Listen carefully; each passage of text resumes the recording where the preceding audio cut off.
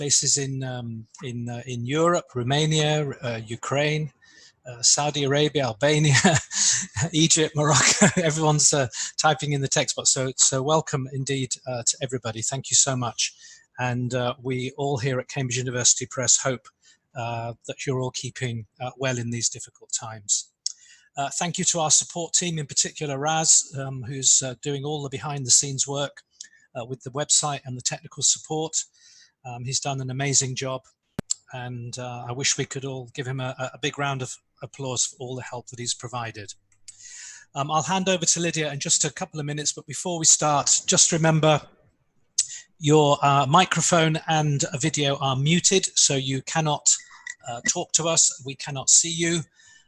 Once I hand over to Lydia, you'll be able to see her PowerPoint slides, and obviously you'll be able to hear her. So the way to communicate is through the chat box. I know that Lydia has some activities for you to do, and she'll be asking you to put your responses in the Zoom webinar chat. So please use the webinar chat for that. Can I ask very, very politely, please, no questions in the chat box about certificates or receiving previous webinars or surveys, because it just blocks up the chat box. So please just use the chat box for responding to Lydia's activities that she's going to present during her talk. We also have a Q&A box, which is at the bottom of your screen, in the menu at the bottom of the screen. If you have a specific question that you would like Lydia to ask towards the end of her webinar, please type your question in the Q&A box, not in the chat box, because it will just get lost. The chat box is so active. We now have 2,000 people in the room, so it's absolutely impossible to monitor your questions in the chat box. So please type them in the Q&A box, and I will monitor them, and there'll be time to ask Lydia some of your questions towards the end. Just finally, please, once again, no questions in the chat box about certificates or about receiving previous webinars. I'll update you on all of that at the end. So please just use the chat box to respond to Lydia. Okay, I'll hand over now and enjoy Lydia's webinar, Providing Challenge for Learners. Okay, hello everybody. Can you hear me clearly? Yeah, we can hear you clearly. Great, Thanks. great, good. Let's get started then. I introduced myself yesterday, but I think I better introduce myself again today, because it's absolutely wonderful how many people are attending. Such a big thank you, and so amazing from so many wonderful parts of the world. It's really, I can't read Arabic, so please don't type in Arabic. Yes, that's great. So yes, to introduce myself, I am a Cambridge teacher trainer. I do CELTA teacher training, and I also do training for CUP, Cambridge University Press, and occasionally for Cambridge Assessment. I've been teaching for many years, as I'm sure many of you have, but even if you haven't, everybody is welcome, and let's get started. So yes, today we're going to be looking at a challenge for learners. So we're going to do a brief, have a brief look at the aims of the workshop. I can get the screen working. Right. So you're going to see two columns. The column on the left, which you have in front of you, which have the beginnings of 3 sentences. And I will give you a column on the left. And basically, all you have to do is to match column left with column right to create 3 sentences, which will then give us the main aims of this workshop. And obviously I will put them all up for you, and we'll have a look at them. So here is column B. So there we are. So number one, to encourage which one? What are we encouraging? A, B, or C, to create a grammatically correct English sentence. So number one, we're getting a mixture of answers here, like all students, of course. Okay. And then to develop an understanding of, and obviously to provide strategies for. Okay. Right, I'll let you see the correct answers. So, to encourage consideration of what challenge means, to develop an understanding of appropriate challenge in the classroom, and to provide strategies for building challenge in the classroom. And also at the end, I will be providing you with a homework task. Because again, like yesterday, it would be nice to feel that this workshop was carried over into your classrooms where you did a bit of self-reflection and to make it worthwhile. Okay, so let's begin.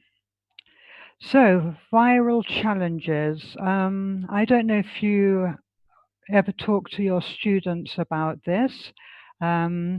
Sometimes we hear about viral challenges. On the whole, they're normally very positive.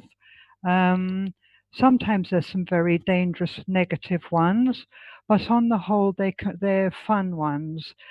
A couple of people are saying they can't hear. All right, I hope that's clearer. So, Sound is fine, Lydia. The all sound right, is fine. thank Don't you. worry. Thank Just you. carry on. All right. So I'm going to give some examples of viral challenges. Does anybody ever talk to them about them to their students, or are they ever aware of them? Okay, I'll give you some examples. Maybe you might recognize some of these names. Maybe to the footballers out there, Neymar, maybe it's a very well-known name, to maybe half of you. Certainly wasn't to me, but it is now. Then we've got the 10-year challenge, and then we've got the Dele Alli challenge. Okay, Dele Alli, the challenge got the name from this person. Okay, I'll show you pictures and then we'll match. Somebody said, yes, the ice bucket challenge. Yes, that's a very famous one, wasn't it? Where people threw ice cold water over themselves, and then it went viral, didn't it? And yes, the 10-year challenge, great. Okay, so let's have a look at them. So this one, I don't know if anybody knows this person. He's a famous American actor. Yes, great. Somebody said Paul Rudd. I didn't know him, but he's obviously, exactly, yes, he's Ant-Man, and he's also from the Avengers. So as you can see from those two pictures, he has worn very well.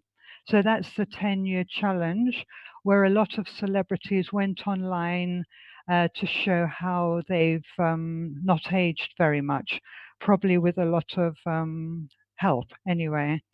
Okay, then we've got the Neymar challenge. So let's look at the Neymar challenge. Does anybody know who this is rather? He's a very famous footballer. He's Brazilian, I believe. And that's right, yes.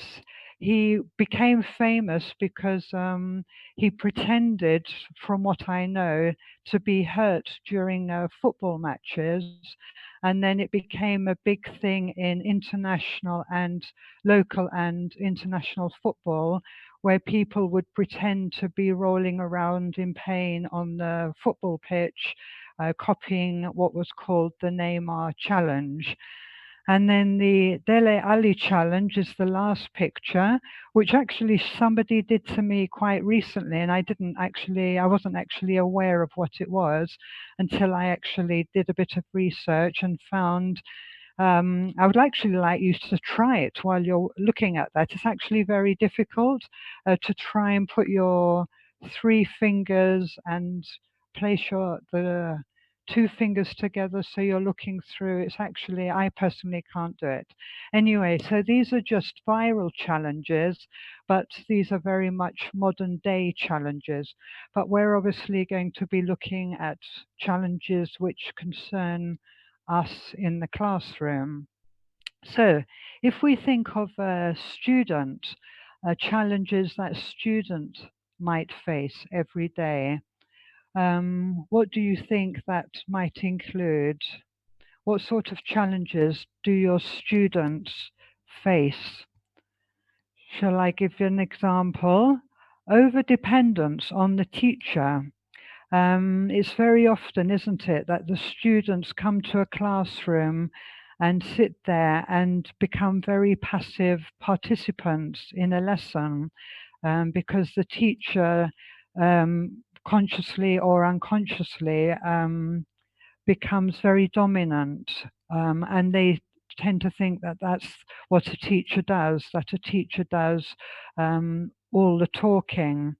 And this is where we have the term teacher talking time, TTT. And this is very much where the teacher will answer any questions and they will completely control the class.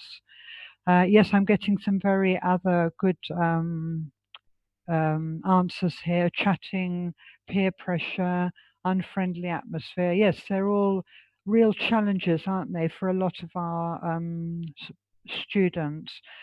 Okay, so we're completely in agreement, because then we've got lack of motivation and boredom.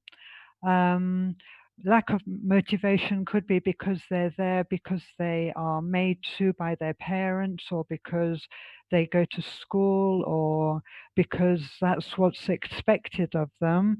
And boredom because they're just not interested in the topic, in the lesson, in the class, in the learning process generally. And that obviously is becomes a challenge. A lot of students, because they are shy, like the person just said, a fear of failing, they make mistakes, so they don't tend to speak up. If it's a speaking activity, because the teacher might say, no, that's not the right answer, so immediately they're being put down. In their writing ability, because maybe when they get their writing back, there's so many mistakes that it takes away their self-confidence and desire to want to write fluently. Frustration at not having the language, because students want to express themselves, but they don't have the language, the means of expressing what they would like to say, as they know they can in their own language, and this becomes very frustrating sometimes. Dominance by stronger students. I've seen a lot of people have added that. Yes, because can you imagine if you're sitting in a class and there's always the loud students who want to answer, and the quieter students sort of just give up after a while and just don't bother to try and contribute to the lesson anymore. Yes, unfortunately, bullying comes up quite a lot. But yes, that's very much um, in the classroom, because if they're then laughing at people, at their peers, etc., then yes, who would want to speak up when you've got to deal with that? And yes, then of course, as a lot of you have said, external pressures, whether it's from other schoolwork, because they have got exams from other lessons, or they've got a lot of homework from other lessons, or maybe from their parents, etc. So yes, these are many challenges that our students face in the classroom. But what about us? What about the teachers? What sort of challenges do we face every day? You know, because it's not just from the students, it's also for the, yes, exactly, constantly busy. You've got deadlines to deal with, you've got time issues, you've got many mixed abilities in your classroom. So yes, absolutely. So yes, I mean, would you like some of you to tell me how large the classrooms are that you teach in? Because the ideal classroom, of course, is like maximum 15, 40, somebody said 25, 30. Okay, they're quite, yeah, 40 is a large number. That would be very challenging. Yeah. So that's one very large. 60, my gosh, somebody said 60. Wow. You have a lot of homework to mark. Okay. Then we've got discipline issues, misbehavior, rowdy students. I mean, that can be quite an issue for a lot of teachers trying to control students who don't want to be there.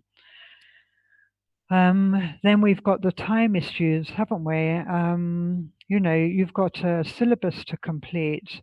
You've got an hour within the day, maybe to do the lesson, or maybe just 40 minutes. I don't know. So that's, you know, we have very much time constraints. And then again, you know, from how do we deal with these students who are bored, lacking in a desire to be there? They just don't want to be there. So yes, imagine you've got 55 students all looking like that. That would be a real challenge, wouldn't it, for all of us? And a big challenge, which I don't see anybody's actually commented on, which is great because we're going to do an activity afterwards. The language that you can see in front of you is Greek, because in Cyprus, I forgot to introduce myself mostly. I'm actually based in Cyprus, which is an island very near the Middle East. It's a small island. The official languages are Greek and Turkish. But I'm half English and half Cypriot. Um, but as I'm sure you're all very aware of, your native language is um, spoken very much in the classroom, and often do you find yourself saying over and over again, please speak in English, please speak in English.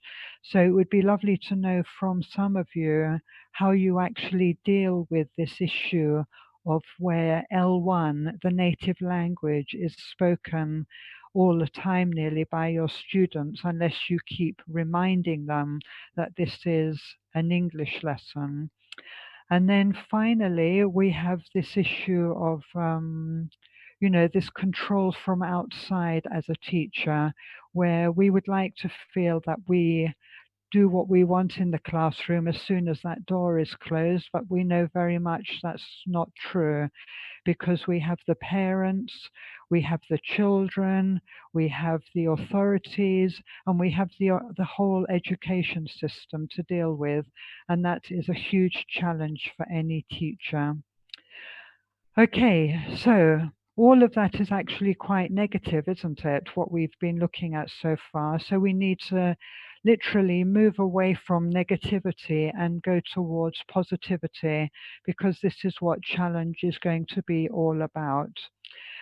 So yes, we've got to think that challenge is good and a positive thing, and we've got to see it as a learning process. And this is how we're going to be looking at this workshop. And hopefully, in that sense, we'll go away feeling that challenge for a classroom is really positive, and we mustn't be put down by all the negativity that we have around us. So let's look at how challenges can be positive, because they provide a focus and a goal. Um, for example, today we're going to speak more English than we did yesterday. It gives us something very positive, you know, very structured to work towards. And it's something very focused for your students to work towards. Uh, a challenge should be motivating, and we're going to be looking at how we can make it more motivating for your students, to make it good, to make it positive, to make them feel that they're genuinely learning something and achieving something from it. Completion is great. This sense of achievement, once you've achieved a challenge and you've done it properly and you've been successful, yes, it can be very rewarding.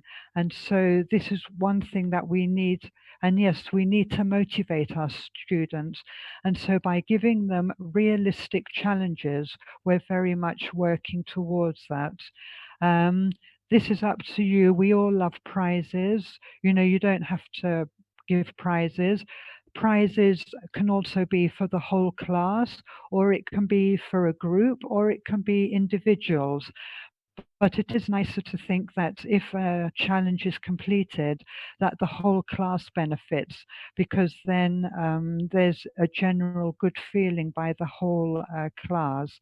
Some people say prizes do work. Some people feel it's more intrinsic. Definitely both are acceptable. And just by putting happy faces is great, and stickers. But yes, kids do love prizes. We all love prizes. So in that sense, it would be nice to feel that prizes are given. But yes, I think probably the biggest prize is the self-confidence, which would increase with completing a challenge successfully, and knowing that the student has learned something. So it's both from the teacher side, but also from the student side. Okay, we're going to move on to a task for you. This thing about getting your students to speak English during class.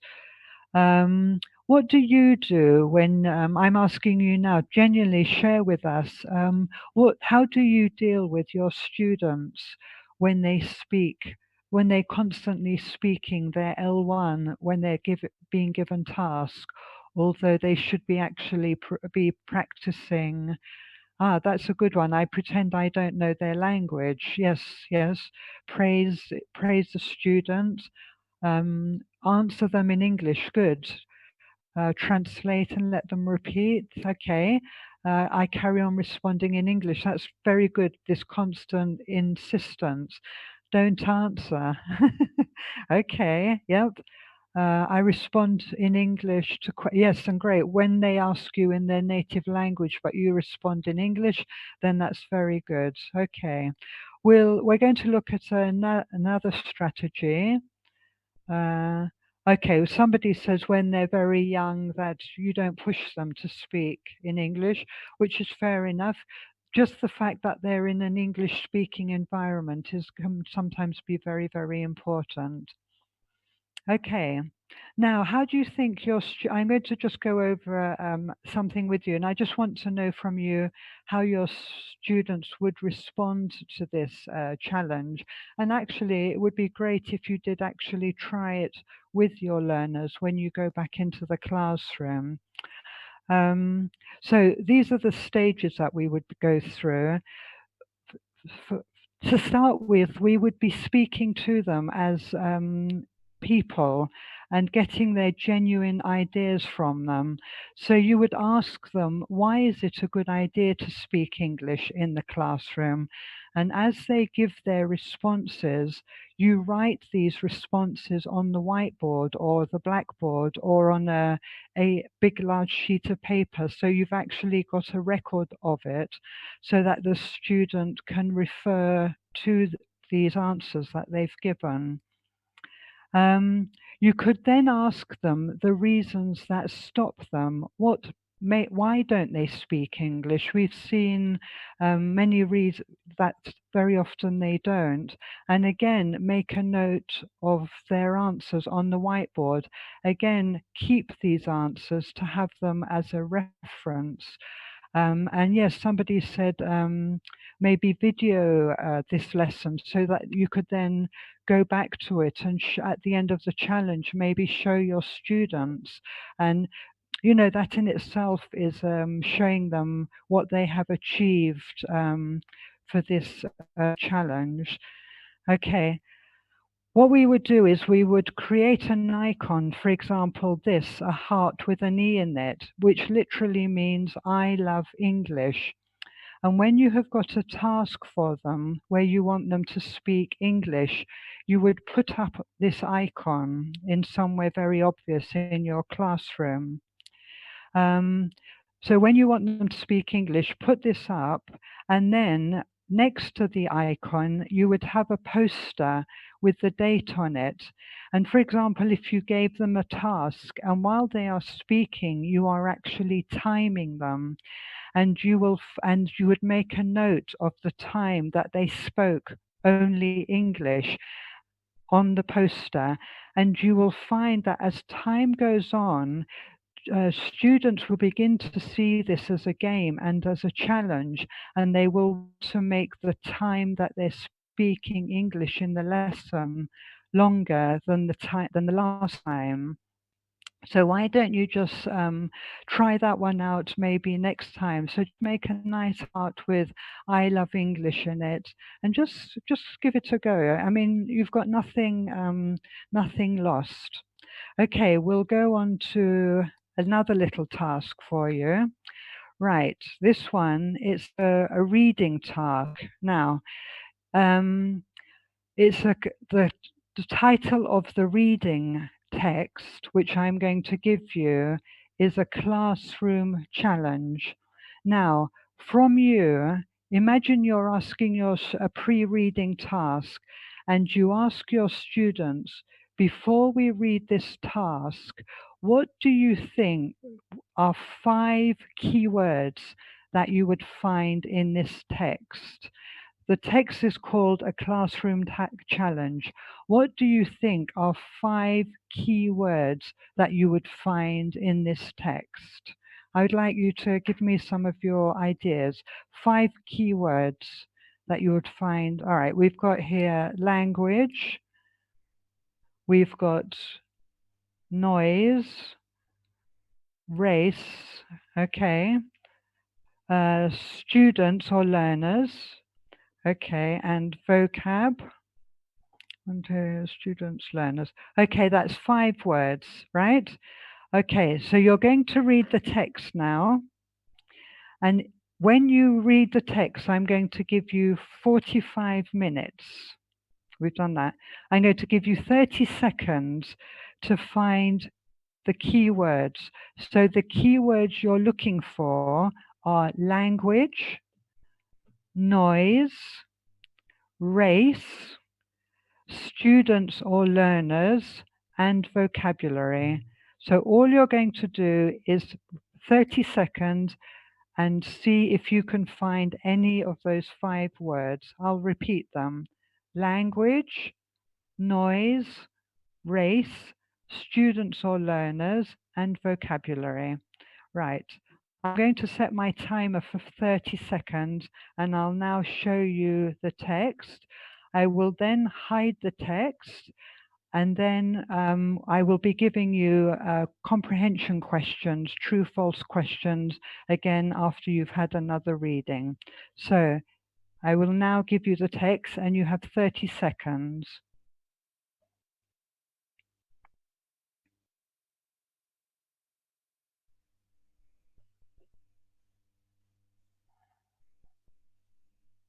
Okay, that's 10 seconds. Half time.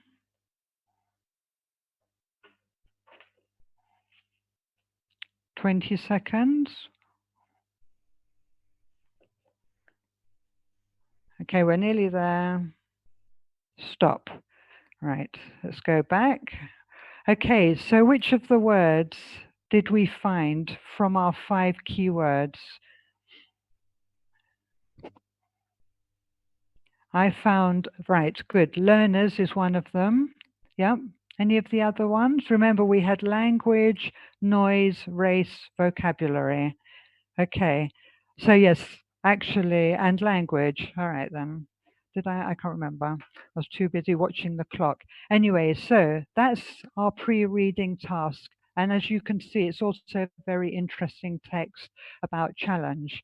So now what you're going to do is you're going to read it again, and you have 45 seconds this time, and I will be giving you then 4 or 5, I can't remember, true false questions for you to answer to see how much you actually understood. Okay, so are you ready to read it again? Now you're reading for comprehension. You're now reading to understand it in greater depth. Okay, off we go.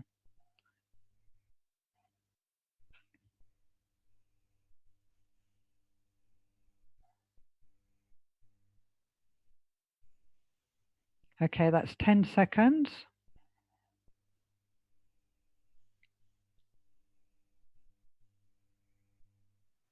20 seconds. Nearly there.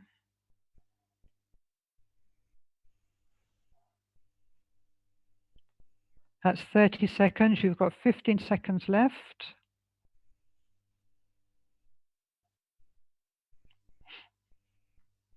5 seconds left. Great. Time is up. Right. I'm now going to give you the comprehension questions. All I want are true or false to each of the questions. True or false. Okay. Challenges are different. This is a reading challenge.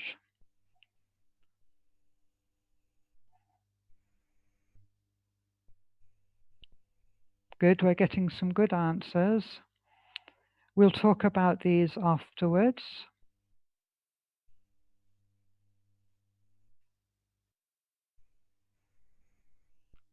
Very good. You're good students. Okay, 3 and 4. I can't see the screen. Okay, great. Okay, most of you got the correct answers. They are actually all true. Very good. The last person there just said all true. Very good. Yes. So let's just look at each of them individually. A challenge is a new learning experience. We'll have a look at that a bit later on as well. But yes, this is part of the challenge, is that the students come out of the room feeling, right, this is something different. This is something new that we're going to be learning today.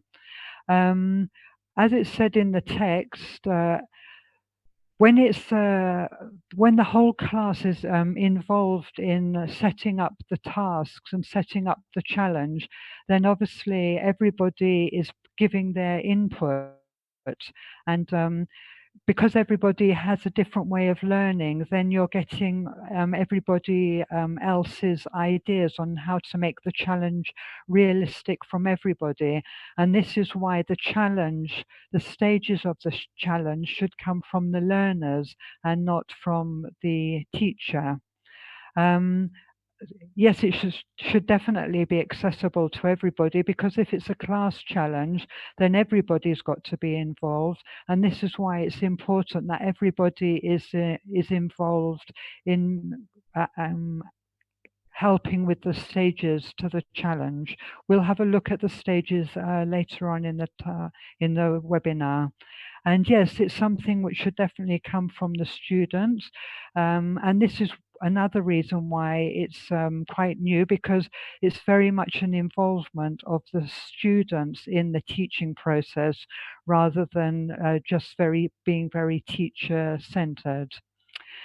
Right, I'm going to give you another challenge. Sorry, renegotiation is okay, because yes, it's very important that if you find that the task or the challenge is too easy or too difficult, then it's very important, so that the students don't lose focus and don't lose interest, that they feel that they can come back and redo or rewrite some of the stages and make them a bit more realistic for what they want the challenge, the outcome of the challenge to be. Okay, so that's a very important point. So another task challenge for you to do, or to do with your students, vocabulary, obviously a very important part of the learning process. I don't know how you teach vocabulary, but imagine in this game you're going to be teaching or maybe reviewing 20 new words. The words could be just random, maybe they've practiced them in the week, or maybe they're connected to a topic. You could change this, adapt this however you wanted it to. So I'll give you an example, but again, it's going to be a challenge for you, and I will be timing you again. So I'm going to give you 45 seconds to look at the words, of which there are 20. The words will then disappear, and you will have 1 minute to write down as many of the words as you can remember. So again, are you ready? I will give you 45 seconds to remember as many of the words that you will see in front of you. Okay, so here are the words, and I will be starting the 45-minute countdown now. Okay, so there are the words.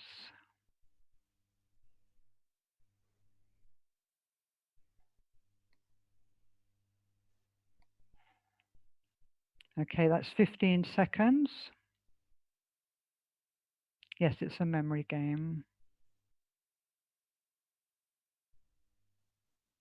Yeah, don't write the words in the chat box. You're supposed to be remembering them. Right, that's 30 seconds.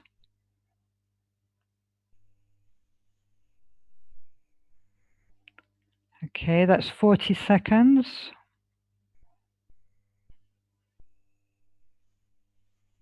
Right, time up. Right, you've got 1 minute to write as many words as possible that you remember. All right, I'm starting your minute. 1 minute. Out of the 20, it will be interesting to see how many you can remember. Don't write them in the chat box. You're supposed to be writing them now on a piece of paper at home or wherever you are. See how many of the 20 you can remember.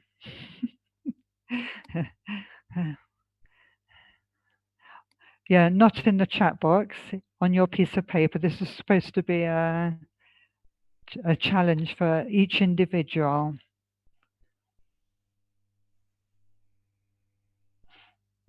Okay, so there's your 45 seconds. Right, so how many of the words did you remember? Be honest. How many of the 20 words did people remember? 16, that's excellent, excellent. Top student. Anybody got more than 16? Remembered more than 16 words? It would be nice to know, although I don't have the time, to ask you how you made the relation in. Did you have any strategies to remember the words, or was it just random? So I've just got, I can remember so many words. All right, did you remember the 20? So I got 16, 10, 3. Okay, so this is where these challenges are good, because they're actually a good way to help us start remembering things. Anyway, I need to move on. They're just some examples of some challenges. What we're going to do now is we're going to be looking at stages of challenges. Okay, so imagine that you've decided this week that you're going to set your learners the challenge of learning new words. Okay, so this is going to be this week's challenge for your students. Now, the first stage would be the focus. What is the focus of your challenge? Now, you're going to say new words. Are you going to teach them 10 new words every day? Maybe you think that's too many. Maybe you want it to be 10 new words every week. Okay, so very important at the beginning of the challenge, have a very clear focus, like a very clear aim, like we do with our lesson planning. Then we need to think, how much effort do we want our students to put into this? Because if you think how difficult it would be to learn 100 new words, which would be not at all achievable, then would 10 words be achievable for your students? So you've got to be very realistic about what you want your students to achieve, but also for the students, very much remember they're going to be the ones laying down the rules. So if they think 10 is realistic for a day, then that's what they're going to put down in the rules of their challenge. And remember, like we said, these rules can definitely be looked at and changed. And yes, the goals must be smart. Yes, they must be achievable. Okay, then we've got to think of the challenge. Are we going to make it a week? Are we going to make it 2 weeks? Are we going to make it a month? But don't forget that if we make the challenge too long, like for a month, for example, then you can begin to lose the momentum and students will lose the interest. So in many ways, what's important about a challenge is to keep it dynamic and to keep the students focused and involved. And that's why, that probably a week is a good period to set the challenge. Yeah, exactly. They will lose the enthusiasm. So yes, don't forget the dynamics of the challenge. It's very, very important. Competition, you need to think about, am I going to make it competitive?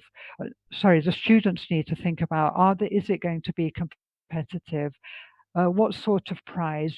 You might decide, all right, the prize will be not something tangible, but something, all right, at the end of this week, we're going to play some songs that you want to listen to, or we're going to bring in some food, or we're going to bring in a picture of your favorite person and just talk about it. Anything that the students want to do that they would um, just be happy doing and want to be sharing with their colleagues and with their class. That is a very good prize. And then we're going to think about the reflection on the learning. Always self-reflection and class reflection is good. When we think about what sort of words are we going to teach them, are we going to be teaching them just random words? Are we going to be teaching them words with a reference? Are we going to be teaching them words which they can then translate? It's like, are they going to be are they going to be learning words about a topic? So you need to have very clear guidelines about what you want the actual words to be. Somebody said from textbooks. Yes, it could also be keywords that they've been using this week in the course that are maybe going to be very important. So these are the stages. So I'll just give you a checklist. So I don't know if you quickly want to take a note of them just to keep them for future reference. So remember the focus, how suitable is it, the length of the challenge, are you going to make it competitive, the achievability of it, their plans for completing the challenge. Put these up on the wall so that they can constantly refer to them, and again review them where necessary. Okay, so I hope this would be very useful, that you've got these and that they can actually be followed step by step. Okay, like last time, I've got a task for you to do because we're running out of time. This task basically is for you to take this idea of the challenge into the classroom when you go back into it. So, yes, it's a post-session task. So, to create a challenge for a class. So, think of a class that you presently teach at the moment, one that you're comfortable with, and a class that's comfortable with you. Make sure that the challenge is going to push them, but at the same time, it's going to make them feel they've achieved something. Discuss the challenge with the class and set it up with them. So if you decide to do the I Love English task, do that one. If you're going to do the vocabulary task, do that one. If you can think of another challenge, then, it would be lovely to get some feedback about what other sort of challenges that you would like your students to do. Then allow your learners time to plan the steps. Remember, their involvement is paramount. Yes, I know, I've got 15 minutes. It's paramount to the challenge being successful, because it's them that is writing and making the rules and regulations, because they are aware of what they can achieve and what they want to achieve. It's their challenge, yeah? So, and then carry out the challenge, okay? So these are what you're going to do before the lesson. And then when you've done this, again, I don't know if you want to take a quick picture of this, just so you've got the guidance for if you do actually plan to do this post-session task. I am now going to give you the self-reflection stages. Okay, so when you've done the challenge, ask yourself, were the learners interested? Did they react as you expected? Hopefully very positively. How successful were the learners in planning the steps? Did they really get involved? Were they really engaged in setting up the challenge? Did everybody take part? Remember what we said earlier about how important it is that all abilities contribute to the challenge, because everybody learns differently. So how the challenge is set up has got to reflect everybody in the classroom. Did everybody complete the task, the challenge? If not, why not? Ask yourselves, why didn't they? Did they lose interest? Did they not like it? Find out from your students. Make sure this is a two-way process. And when you've done it, ask yourself, do you genuinely feel that the challenge contributed to the learning environment? Ask your students as well. Don't just feel, I think, but actually get from them, do they feel it? Because it will give them more impetus then to then do the next challenge. Maybe you could do a challenge every month if it really, really worked. So was it a true challenge? Because for it to really work, I think the students really need to feel that they've achieved something very, very real. And so, yes, it needs to be a true challenge. Right, finally, I've got your final little challenge. I'm going to give you a summary of what we've done today. And from each of the points of the summary, I've taken out the words. So all I want you to do is to put the correct words in the correct places. So here's each of the stages that we've covered. And here are the words. All right, so very quickly, put the words in the correct gaps. And then we will have our summary of what we have covered today.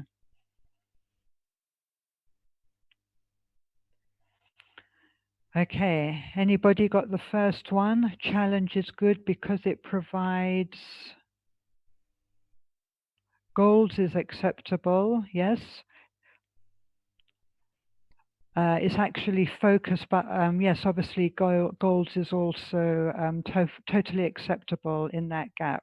All right, so challenge is good because it provides focus, it teaches new things, it motivates and builds confidence.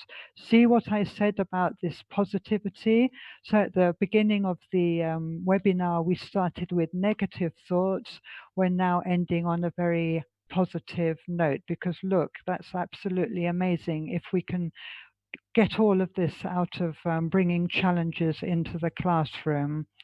Okay, the second point, challenge can come in many forms: memory games, team activities, or personal learning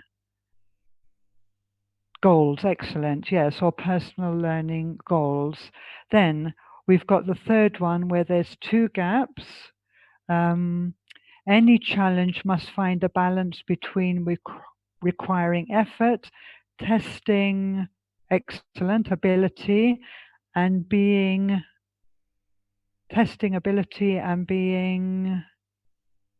anybody got the second gap for the third one? Achievable and being achievable.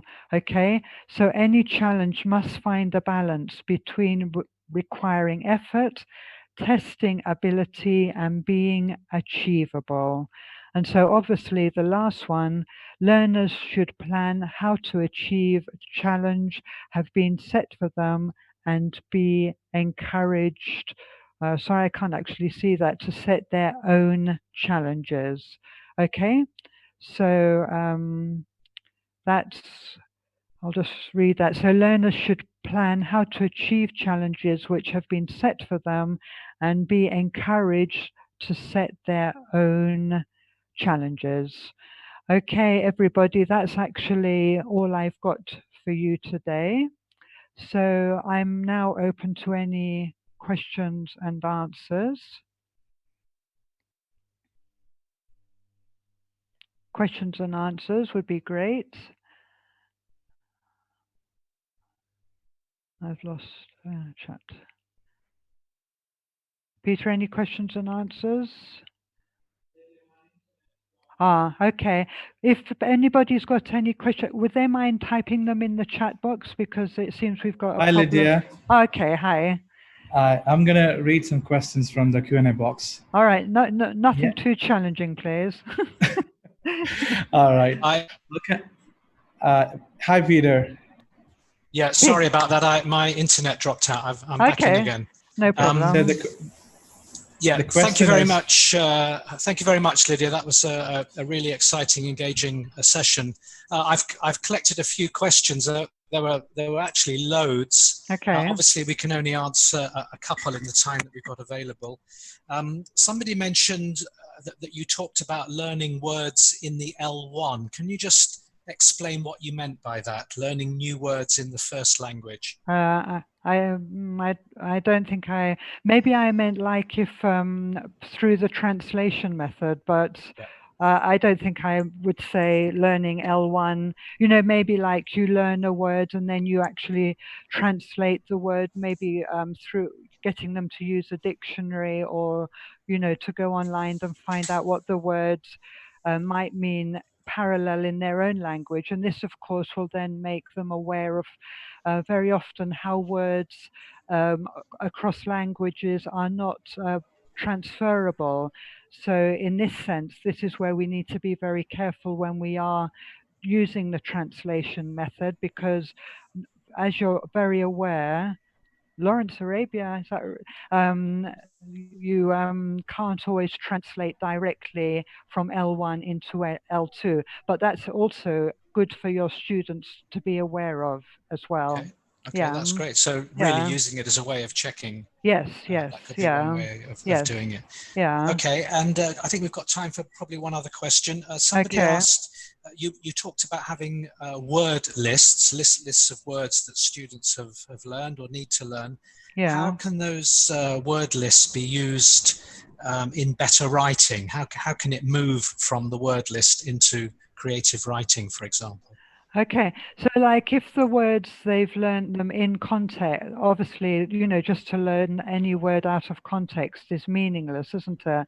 So yes, to bring them into a context, you could like then just get them, even if you got like 3 of the words that they've learned and they just use in any way, they then create a sentence or a story using those 3 words.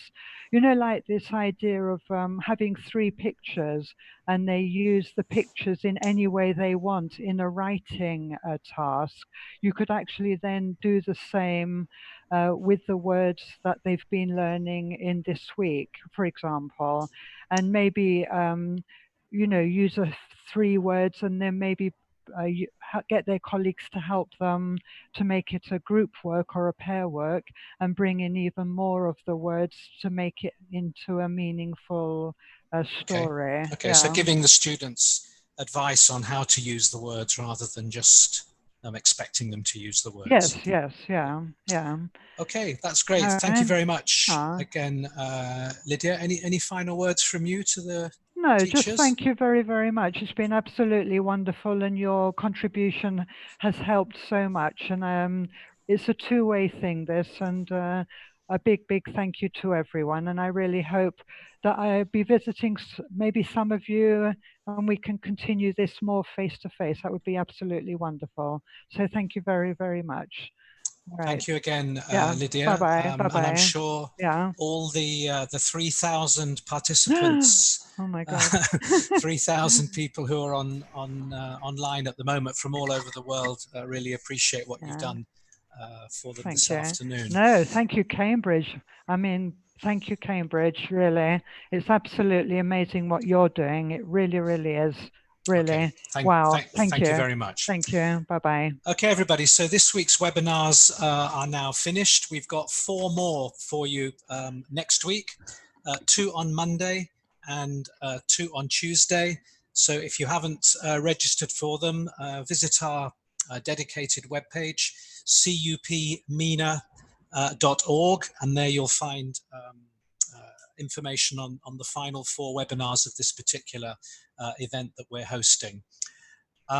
For your certificates, in just a moment, Raz will put on the screen a QR code and a survey link. You can either scan the QR code or follow the link. You don't need to do both. It just depends what technology you have available. So either scan the code or follow the link and complete the survey, and you will receive a certificate. You won't get the certificate immediately. Please bear with us. We're dealing with thousands and thousands and thousands of people who are attending these webinars. So please give us about a week. I can see that from LinkedIn, people are showing their certificates online. So the first batch of certificates have already gone out. So the system is working, but Raz is really struggling to deal with all of the numbers, but you will get your certificates.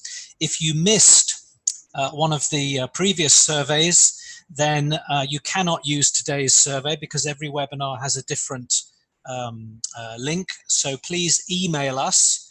Raz will give you the email link, and just tell us. CambridgeMena@cambridge.org. Yeah, maybe you could put it on the screen, Raz, because I don't think people will be able to remember that. So could you put it on the screen at some point?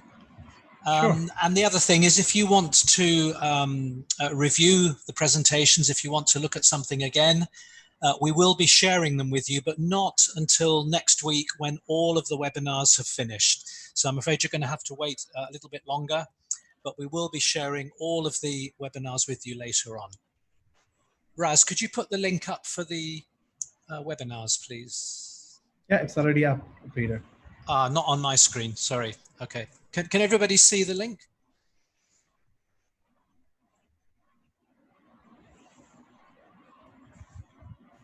Yeah, just I'm still seeing Lydia's screen. Really? Yeah.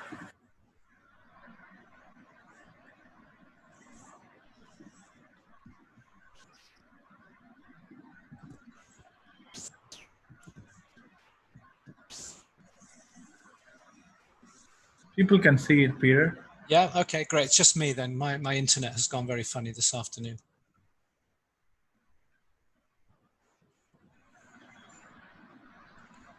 Can everybody see the QR code in the screen?